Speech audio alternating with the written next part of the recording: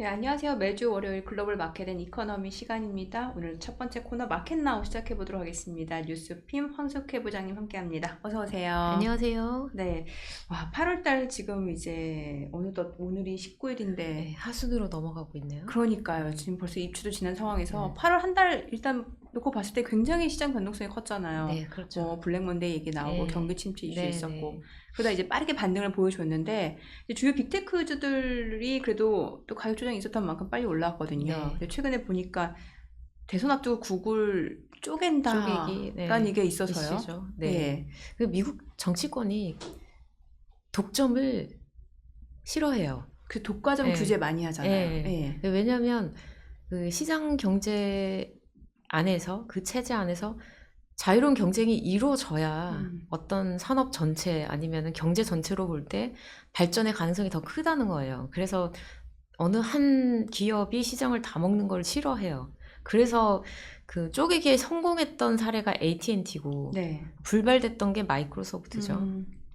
그리고 최근에 이 알파벳 얘기가 나오는 거는 제이디 벤스 네. 오하이오 상원 의원이 트럼프의 러닝메이트가 되면서 과거 발언들이 이제 소환이 된 거죠. 근데 이분은 정말 알파벳에 적대적이에요. 네, 대놓고 세계에서 가장 위험한 기업이다 이렇게까지 얘기를 하고 네. 반드시 쪼개야 된다 이렇게 얘기를 해요. 그래서 왜 그러냐 봤더니 구글을 검색을 하면은 뭔가가 나오잖아요. 그렇죠. 근데 이 검색에서 정보를 제공하는 게 공정하지 않다는 거예요. 편파적인 거예요. 네, 우리는 그냥 검색해서 뭔가가 나오면 네. 이게 내가 그 입력한 검색어랑 최대한 연관성이 높은 거 먼저 나오겠지. 아니면은 뭐 뉴스 같은 경우에는 시간 순으로 최신 거부터 나오겠지. 그냥 이런 식으로 생각하는데 그 뒤에 뭔가 불공정한 메커니즘이 있다는 거예요. 그리고 그 막강한 시장 입지를 이용해서 정치권까지도 쥐락펴락 하려고 한다, 영향권을 네. 미치려고 한다 이런 주장이에요. 그리고 일주일 전이었죠. 그 미국의 연방 법원이 판결을 내렸잖아요. 구글이 검색 시장, 온라인 검색 시장에서 불법적으로 독점적인 지위를 차지하고 있다 이런 판결을 내렸어요. 물론 네. 구글은 뭐 항소하겠다, 동의하지 않는다 이런 입장이지만 법원이 그렇게 얘기하는 이유가 뭐냐 봤더니 설득력이 있어요. 네. 그 스마트폰, 애플, 아이폰 같은 이런 기기에 구글의 검색창 그리고 지메일 플레이 스토어 이런 다 연동돼 있어요. 그러니까요. 네. 이게 디폴트로 아예 박혀 있고 맞아요. 그리고 삭제도 못 하게 돼 있단 말이에요. 네네. 예. 이런 거 자체가 공정하지 않다는 거죠. 다른 업체들도 뭐 검색 엔진 개발하고 그런데 왜 구글 것만 디폴트로 박아 놓냐, 삭제도 안 되게 해 놓냐 이런 네. 얘기예요. 그래서 정말 쪼개질지 말지 여러 가지 의견들이 많은데 어떻게 쪼갤 거냐 실제로 된다면. 쪼개진다면 어떤 식으로 쪼개는 그러니까 거예요? 정치권에서 여러 가지 시나리오 지금은 여러 가지 시나리오들이 나오는 단계인데 여러 의견들이 있겠죠. 이렇게 해야 된다 저렇게 해야 된다 말들이 많은데 그 블룸버그가 소식통 인용해서 얘기를 하는 거 보면 보도한 걸 보면은 그 안드로이드 운영 체제랑 크롬 웹 브라우저랑 두 개를 분리하지 않겠냐 이런 네. 얘기가 나온다는 거죠. 그리고 텍스트 광고 플랫폼이 있어요. 구글 네. 애즈라는 건데 이거를 매각하라고 압박을 하지 않겠냐 이런 얘기들이 나와요. 그래서 안드로이드 이용 인구가 전 세계 한 25억 명 정도 된다고 하고 이게 비중으로는 어느 정도일까? 글쎄 퍼센트 전 세계 그 인구가 한 80억 되지 않나요? 그중에 25억이면은 굉장히 그러네요. 큰 거죠. 네. 예. 그리고 검색 광고는 구글 전체 매출액에서 한 3분의 2 정도 되고 그래서 이거 역시 크네요. 예, 이게 정말 쪼개진다고 하면은 굉장한 뉴스죠. 그 AT&T 80년대 쪼개졌단 말이에요. 네네. 그 이후에 아마 최대 규모의 이벤트가 되지 않을까 이렇게 관심을 모으고 있는 상태예요 지금. 지금 보면은 과거에 그 AT&T는 분할이 됐고, 근데 마이크로소프트는 안 됐고, 이제 구글도 이제 빅테크 쪽이잖아요. 그렇죠. 예. 이게 될지 말지 뭐 말들이 많은데 월가에서도 의견들이 되게 분분해요.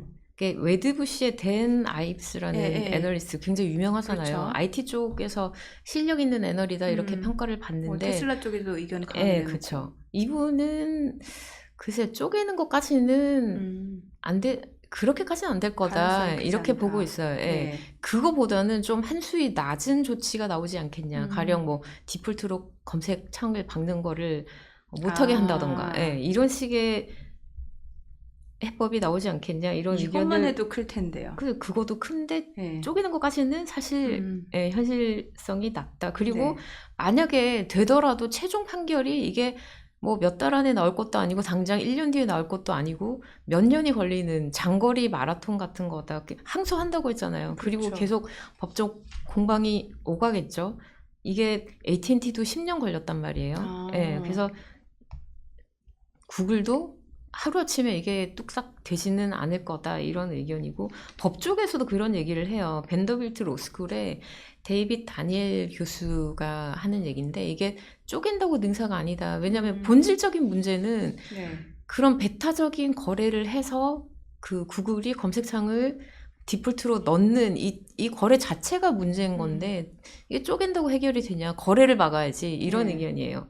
아이비들 중에서는 에버코어도 같은 의견을 내고 있어요. 그래서 이 사태를 정리를 하면 첫 번째는 실제 쪼갤 거냐. 이게 지금 당장 뭐 진짜 될 것처럼 주가는 압박을 받고 있는 네. 상황인데 너무 성급하게 결론을 내리기는 어렵다. 그럴 만한 사안은 아니라는 거. 그리고 쪼개더라도 굉장히 오래 수년 동안 걸릴 수 있는 사안이라는 거. 그래서 지금 당장 이거 가지고 팔아야 되나 이런 얘기는 좀 이르다는 거죠.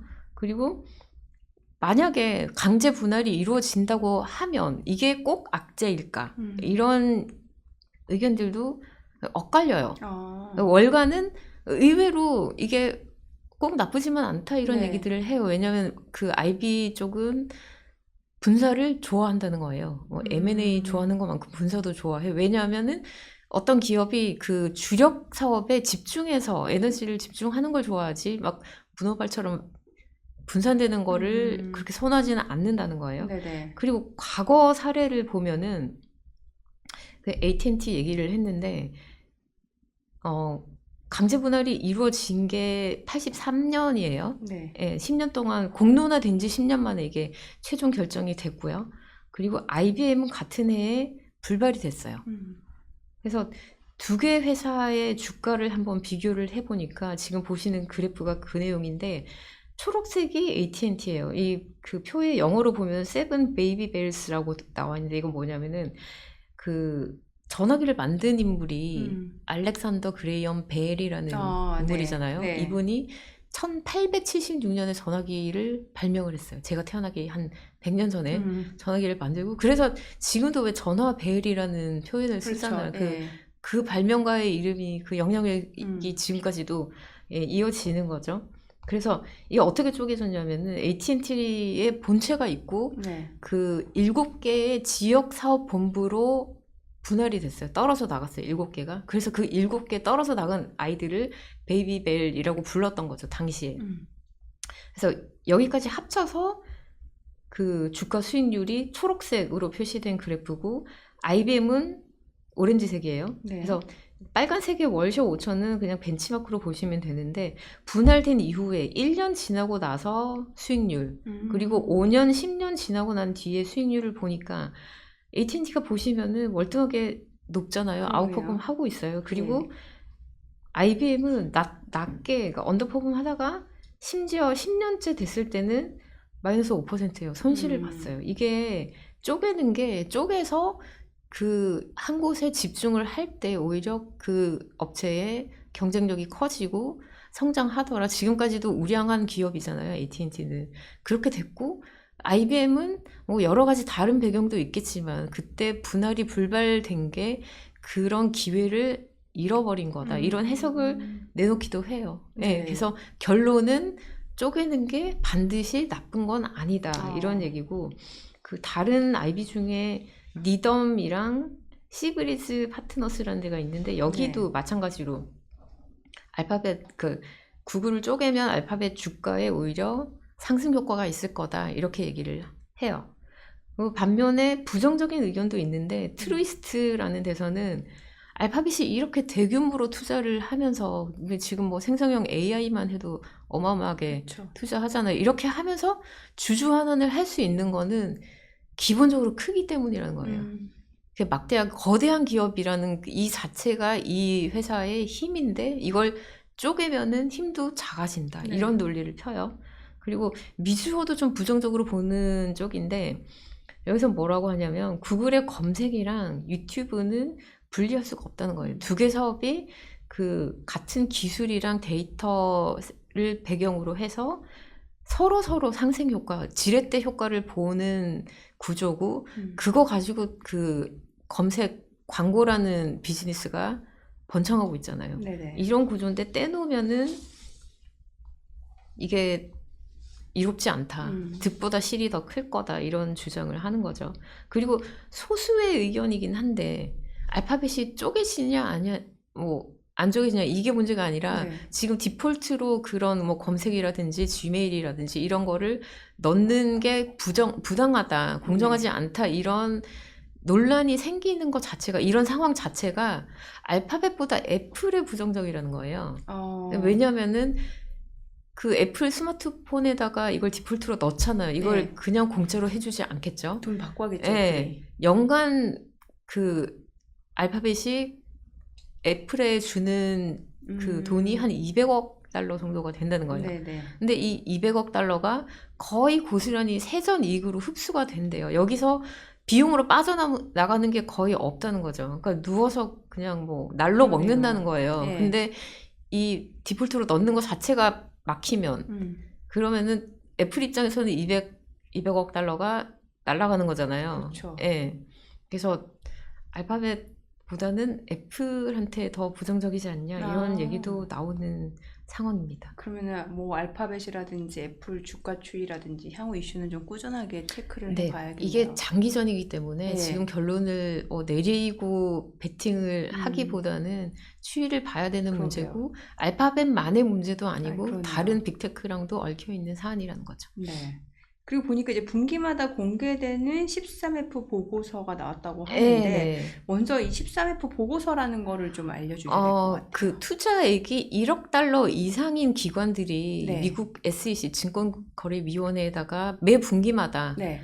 뭘 팔고 뭘 샀는지 이거를 보고를 해야 돼요. 네. 이게 의무인데 이거를 그냥 그 13F라고 그 이름인 거예요. 예. 근데 이게 분기가 종료되고 나서 네. 그 보고 시한이 45일이에요. 좀 늦네요. 네, 45일 지나고 난 시점에 공개가 된단 말이에요. 네. 그래서 이번에 나온 게 2분기 데이터잖아요. 근데 지금 시점은 3분기가 지금 중간 정도, 반 정도 지난 시점이잖아요. 그렇죠. 네, 그래서 좀 이게 따끈따끈한 정보는 사실 아니죠. 좀 늦은 감이 있지만 그래도 월가에서는 이 관심이 굉장히 높은 게 뭐 버핏이나 소로스나 드러켄밀러나 이런 억만장자들의 그 매매 동향을 한눈에 볼 수 있는 기회가 사실 거의 없단 말이에요. 이게 보고서가 그렇죠. 나오면은 그때 가서야 한번 네. 이렇게 쭉 큰 그림을 볼 수 있는 거죠. 그래서 관심을 두는 건데 이게 45일의 시차를 두는 게 만약에 일주일 안에 이거 다 집계해가지고 보고해 그리고 공개해 이렇게 되면 나오자마자 시장이 얼마나 난리를 치겠어요. 그 만약에 매도한 종목이다라는 게 확인이 네. 되면은 투자들도 자주 다들 던지고 따라서 싶죠. 팔고 예. 그쵸. 예. 그리고 누가 뭘 샀다 그러면 사고 싶을 거 아니에요. 그래서 시장 교란행위처럼 네. 보여지겠는데. 그래서 아마 이 45일이라는 기간을 두는 게 나름 그런 파장을 좀 줄이기 위해서 네. 이지 않을까 제 개인적인 생각입니다. 그래서 실제로 나온 보고서 이거 현황인 거예요? 네, 지금 보시는 표는 2분기 그 수많은 억만장자들 중에서 8명의 큰손들, 버핏, 드러켄밀러, 소로스, 테퍼, 쿠퍼만, 달리오 게이츠, 그리고 빅쇼트라고 하죠. 마이클 버리까지 8사람만 정리를 한번 해봤어요. 한눈에 보시라고 표로 만들었는데 매도 종목을 보시면 많이 보이는 게 엔비디아, 애플, 뭐 엔비디아, 아마존, 아마존, 알파벳, 마이크로소프트, 메타 이게 총칭해서 M7이라고 하는 빅테크잖아요. 큰 손들이 그 빅테크를 특히 AI 대장주라고 하는 엔비디아를 팔았다는 거죠.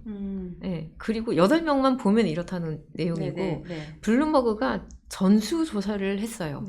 674개 헤지펀드를 총 운용 자산이 4,435억 달러나 되는데 전체 포트폴리오를 한번 뒤져봤더니 그 팔기는 했는데 큰 손들이 팔기는 했지만 여전히 IT 쪽이 27% 정도 돼요. 비중이 높다. 예, 여전히 1위.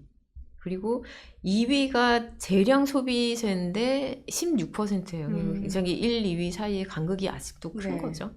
그 이후에 이제 헬스케어나 통신 이런 순위인데 여전히 IT 비중이 크다는 거. 그리고 그 8명만 보면은 그 M7을 팔았는데 헤지펀드 전체로 보면은 제일 많이 매입한 종목이 애플이에요. 또 이건 아이러니하네요. 다른 데선 또 샀다는 얘기죠. 야누스 핸더슨, 뭐 서드포인트 이런 헤지펀드 업체가 샀는데 총 매수 그 물량이 850만 주 이상 됐고 아마존이랑 TSMC도 매수 우위였어요. 그리고 마이크로소프트는 140개 헤지펀드가 팔았어요. 그래서 제일 많은 헤지펀드 업체가 매도한 종목이 이번엔 마이크로소프트고 아마존은 166개 펀드가 신규로 매입하거나 아니면은 추가 매입해서 비중을 늘리거나 이렇게 나왔고 엔비디아는 헤지펀드 전체로 봐도 매도 우위였어요. 네. 드러켄밀러가 그 1분기에 70% 보유 물량 중에 70% 팔았다 그랬잖아요. 네. 그래서 그 이후에 어떻게 했을까? 팔았다가 다시 샀을까? 아니면 뭐 어떻게 했을까? 되게 궁금했었는데 2분기에도 추가로 매도했어요. 150만 주 추가로 매도했고 소로스 펀드 매니지먼트 이거는 조지 소로스가 수장으로 있는 패밀리 오피스인데 여기서는 21만 7천 주 가지고 있다가 전량 매도를 했어요. 근데 반면에 그 펀드 회사들 뱅가드나 네. 블랙록이나 뭐 스테이트 스트리트 이런 그 뮤추얼 펀드나 ETF 만드는 업체들은 또 매수를 했어요. 네, 그래서 엇갈렸는데 헤지 펀드나 패밀리 오피스가 매도를 한 거는 워낙에 많이 올랐잖아요. 네네. 올 들어서만 155% 뛰었으니까 뭐 버블 얘기 나오고 그 칩 사관 업체들이 돈 못 번다 이런 얘기들이 나올 때 차익 좀 실현하자 이런 움직임이 아니었나 판단이 되고요.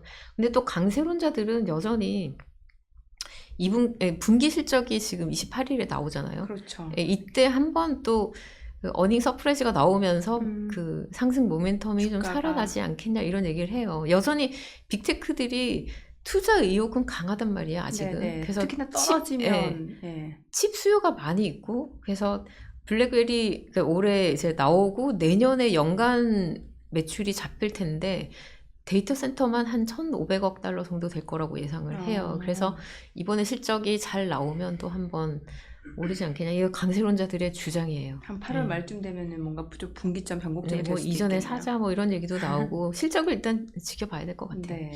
앞서 보니까 그 이제 워런 버핏이 가장 많이 판 종목이 보니까 애플이었잖아요. 네. 그러면은 애플을 팔고 그냥 현금을 들고 있는 걸까요? 아니면 다른 종목을 산 걸까요? 현금 비중을 늘렸고요. 일단은 네, 그 애플 판만큼 다른 걸 다 사지는 않았어요.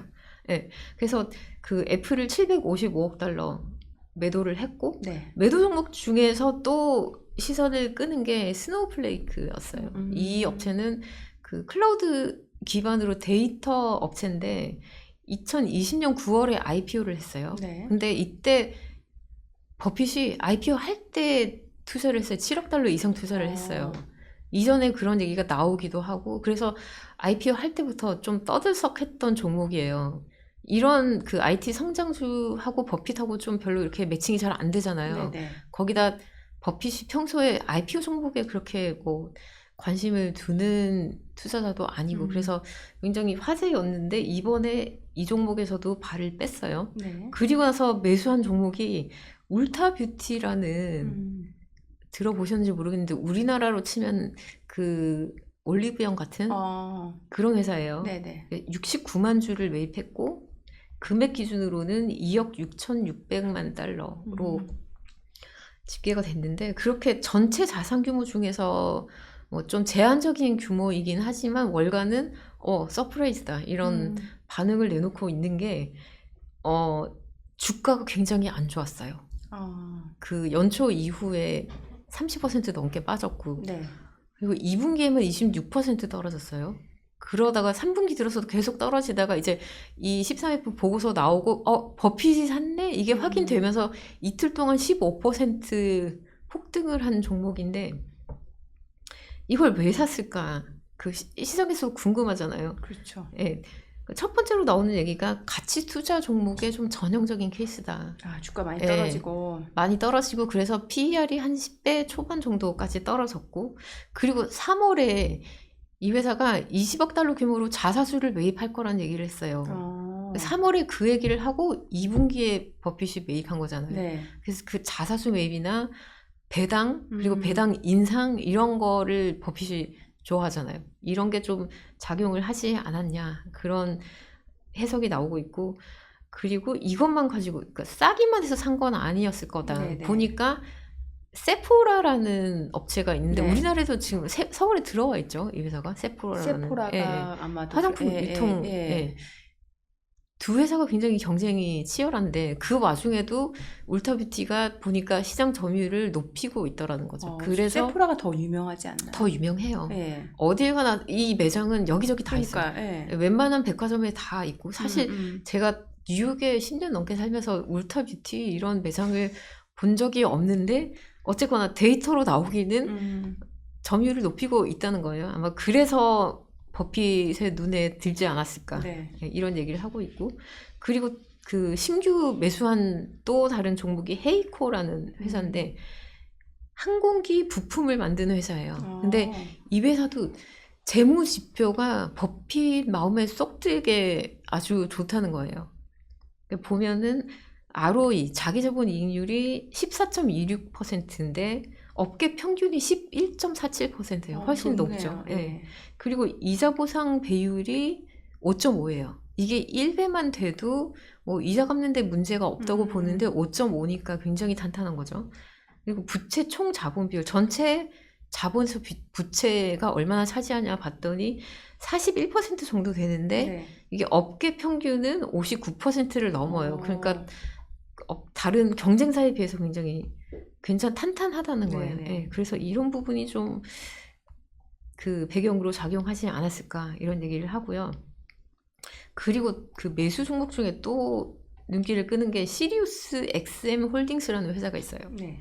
이 회사 그 1분기 말에 버크셔가 가지고 있던 물량이 신규는 아니에요. 네. 1분기 말에 3,670만 주를 들고 있었어요. 근데 2분기 말 데이터를 보니까 1억 3,290만 주. 그러니까 2분기에 1억 주 가까이 추가 매수를 한 거예요.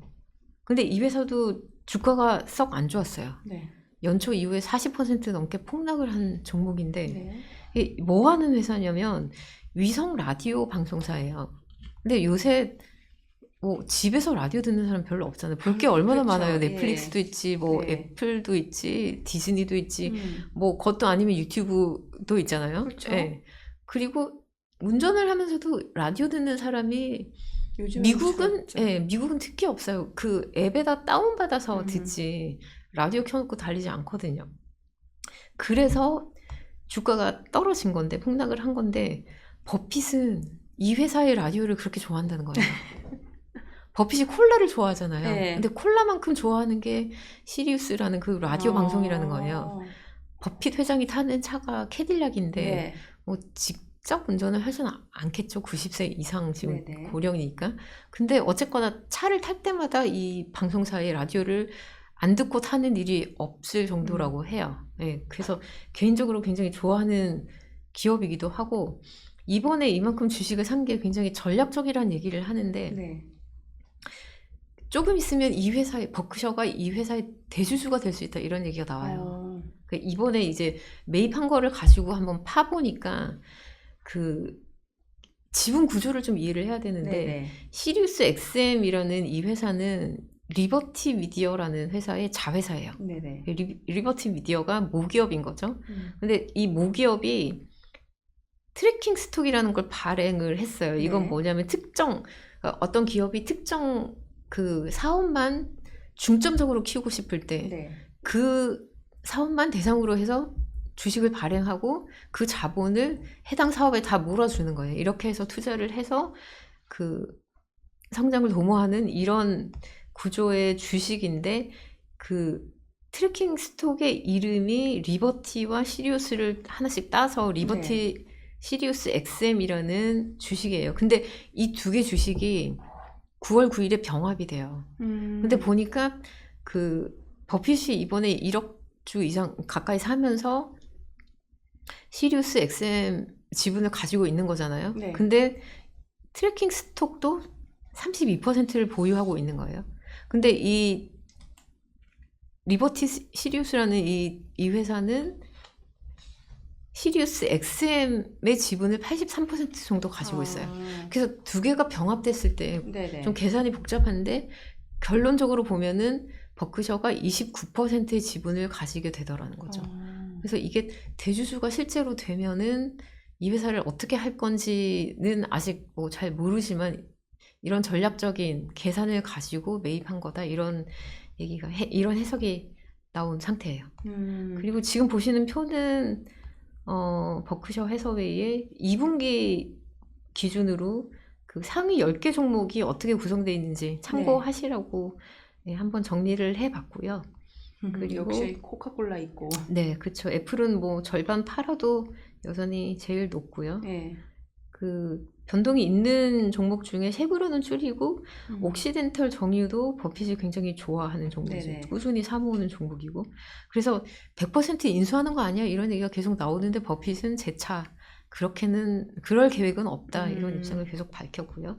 네. 그리고 버핏 이외에 드러켄밀러는 1분기에 굉장히 좀 이슈가 됐잖아요. 그쵸, 엔비디아 판 팔고. 것도 그랬고 예. 소형주 베팅한 것도 좀 예. 이슈였고 그래서 2분기에 어떻게 할까 관심을 끌었었는데 보니까 매입한 종목이 필립 모리스 담배 회사를 회사. 샀고 미드 아메리카 아파트라는 그 리츠 회사 있어요. 이거는 네.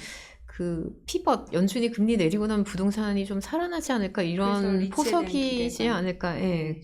그렇게 해석이 되고 메르카도 리브르라는 남미의 아마존이라고 불리는 종목인데 네. 이 종목을 매수를 했어요. 그래서 이 부분이 월가에선 좀 화제가 됐는데 전자상거래랑 핀테크 그리고 온라인 광고 이 세 가지를 축으로 가지고 있는 회사인데 남미에서는 아마존만큼 커지지 않을까 이런 기대감이 반영된 거다 이런 네. 얘기를 합니다. 그리고 네. 그리고 그 빅쇼트라고 통하는 마이클 버리가 이번에 중국에 좀 베팅을 해서 이것도 관심인데 참 의외예요. 중국. 그러니까 알리바바, 바이두, 징둥닷컴이라는 네네. 회사 이 세 가지만 합치면 전체 주식 포트폴리오에서 45%예요. 비중이 절반 큰데요? 가까이가 중국 빅테크인데 왜 그럴까 생각을 해보면 중국의 기술주가 미국이나 일본 경쟁사보다는 언더퍼폼했잖아요. 그렇죠. 상대적으로 좀 이렇게 싸죠 지금. 싸니까 키 맞추기 노린 건가 이런 얘기를 하고 있고 그 밖에 1분기에 금하고 연계된 금에 투자하는 ETF를 굉장히 적극적으로 샀는데 네. 2분기에 보니까 이거 다 팔았어요. 네. 이 부분도 좀 눈길을 끌었던 부분이에요. 그러면 지금 보니까 이제 과연 큰 손들은 어떤 식으로 포트폴리오를 재편했는지 좀 체크해 보니까 약간의 좀 변화들이 움직이는 것 같고 지금 결과적으로는 이제 시장을 좀 움직일 만한 재료는 이번 주도 잭슨홀 심포지엄 있잖아요. 네. 그래서 월가가 지금 금요일 10시만 기다리고 있어요. 거기서 제롬 파월 연준 의장이 네. 어떤 얘기를 할지. 7월 CPI가 2021년 이후로 처음으로 3% 밑으로 떨어졌잖아요. 그렇죠. 예. 그리고 나서 이제 9월 피벗의 가능성이 좀 더 높아진 거죠. 이러면 4년 만에 금리 인하잖아요.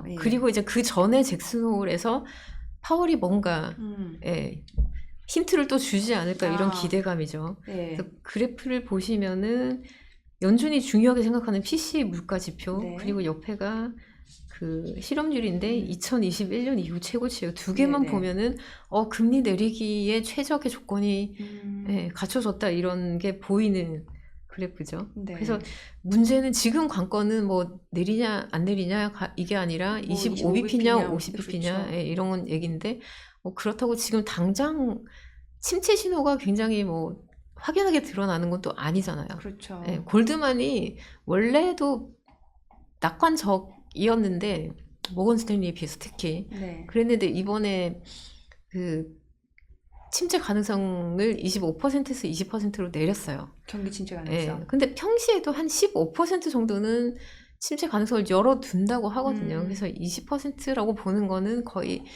뭐 침체 없을 거라고 보는 거나 마찬가지다. 근데 이렇게 보면 이제 50bp보다는 25bp 내리지 않을까 이런 의견들이 많은 거고 그 밖에 이제 엔캐리 청산이 완료됐냐 안 됐냐 이런 의견들이 많은데 눈에 띄는 게 주말에 CFTC에서 나온 데이터를 보니까 네.